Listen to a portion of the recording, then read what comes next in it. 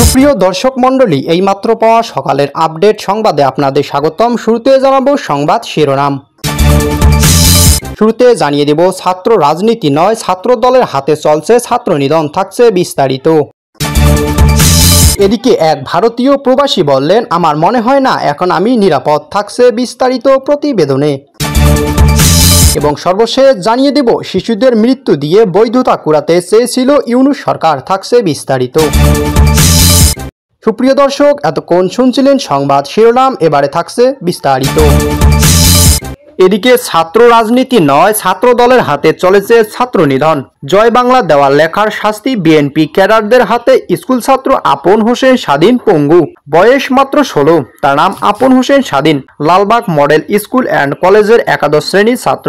ভবিষ্যতের স্বপ্ন দেখা শুরু করেছিল এই কিশোর, কিন্তু সেই স্বপ্ন আজ চূর্ণ বিচূর্ণ শুধু এই জন্যই যে সে স্কুল গেটের পাশে লিখেছিল জয় বাংলা।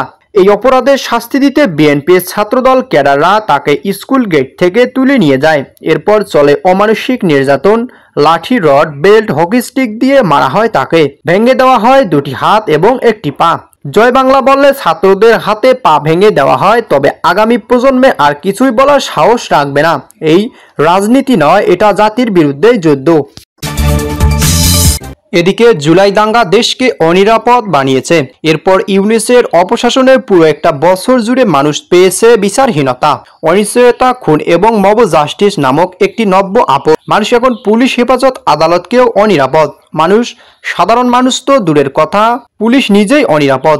জুলাই টোকাইদের বিরুদ্ধে বা গণশত্রু ইউনূস গংদের বিরুদ্ধে মুখ খুললেই হয় মবের আদালত, হামলা এবং মামলা। দেশে কোনো আইন নেই, বিচার নেই, জীবনের নিশ্চয়তা নেই। জনগণ এখন ঘরবন্দি থাকাকেই বেশি নিরাপদ মনে করছেন। ঘরের দরজা ভেঙোতে তো ধর্ষণ হয়, ডাকাতি হয়, মানুষ খুন হয়। অপরাধ থামছে না, কারণ স্বয়ং ইউনূসই নিষ্ক্রিয় থেকে থামতে দিচ্ছে না অপরাধযোগ্য। দেশ নাকি নির্বাচন হবে, জনগণের ভোটে অধিকার চায়। ভোটের অধিকার কি ইউনূসের অসাংবিধানিক সরকার দেবে? ভোট নেই আওয়ামী লীগ, তবে মানুষ তার ভোট দেবে কিভাবে? এদিকে শিশুদের মৃত্যু দিয়ে বৈধতা কুড়াতে চেয়েছিল ইউনূস সরকার।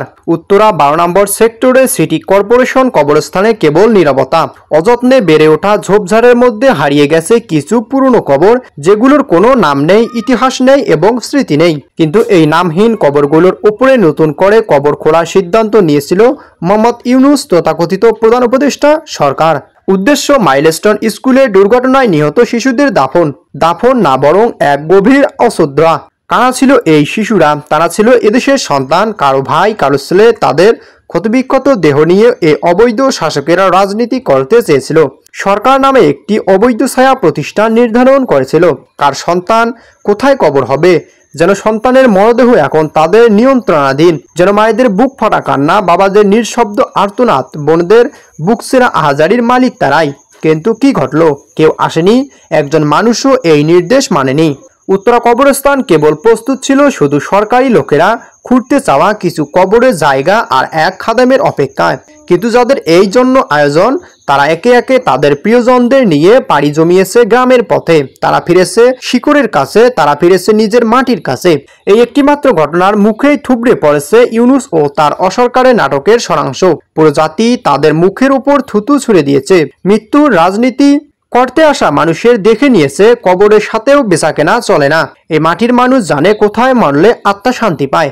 যে মানুষটির নাম কোনো নির্বাচনে উঠে আসেনি, যার কোনো জনপ্রতিনিধি নেই, তার ক্ষমতা শুধু চাপিয়ে দেওয়া, সে আজ মৃত্যু নিয়েও শাসন করতে চায় এবং ব্যর্থ হয়। স্মৃতি রক্ষার্থে সংরক্ষণ এবং হাস্যকর। এদিকে আপনি যে শিশু বাঁচাতে ব্যর্থ, তার মৃত্যুর পর একটি মাটিও কেড়ে নিতে চান। ক্ষমতা দখলের এই বিকৃত স্বপ্ন দেখে কিভাবে রাতে ঘুমান? এদেশের কোনো সিলিকন স্ক্রিপ্ট নয়, এদেশের মানুষকে হৃদয়ে বাস করে, আর সেই হৃদয় কোনো চক্রান্তকারী ছুরি দিয়ে কাটা যায় না। এই ঘটনা যথেষ্ট প্রমাণ। এই সরকার অবৈধ, এই সরকার অপ্রয়োজনীয়, এই সরকার অগ্রহণযোগ্য। এদিকে মানুষ বিশ্বাস করে একবার হারালে তাকে ফিরিয়ে আনা যায় না। উত্তরা সেই কবরস্থানের মতোই শুষ্ক, পরিত্যক্ত, জনশূন্য হয়ে যাবে এই ইউনূসের ব্যবস্থাও।